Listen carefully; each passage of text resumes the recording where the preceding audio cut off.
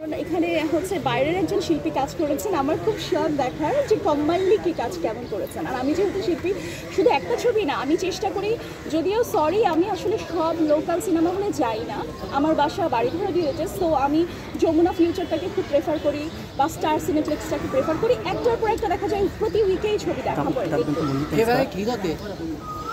Favourite hero কোন দেশের?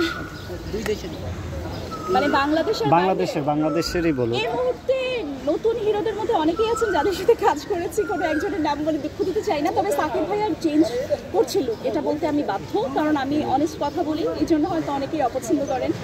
আর পুরনো হিরোদের মধ্যে রাজ্জাক আঙ্কেলের থেকে ভালো আমার কাউকেই লাগেনি কখনো।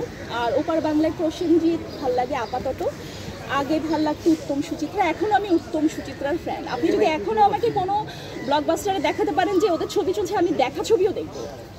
আপু ইদানিং আমরা দেখি যে শাকিব খানের নায়িকা খুঁজতে আমেরিকাতে যায়, তারপরে কলকাতায় যায়, বাংলাদেশে কেন পাচ্ছে না? তাহলে কি নায়িকা শূন্য পাচ্ছে না? এটা ব্যাপার না, এটা আসলে এই প্রশ্ন তো ভাইয়াই ভালো বলতে পারবেন কেন কোথায় কি খুঁজছেন। আমার কথা হচ্ছে গল্প ডিমান্ড করলে হয়তো অনেক দেশ থেকে আমরা আর্টিস্ট নিতে পারি। আমি আসলে এটা মানে আমি এটাকে খারাপও বলবো না, ভালোও বলবো না, এটা আসলে যার যার চিন্তা থেকে সে কেন নিয়েছে। প্রতিটা গল্প এক একটা যে বানায়, যে তৈরি করে, সে প্রযোজক বা পরিচালকের আসলে একটা সন্তানের মতো, তো সে তাকে কি আকার দিবে, কি রূপে দেখতে চাচ্ছে, সেটার উপর ডিপেন্ড করে আর্টিস্টটা।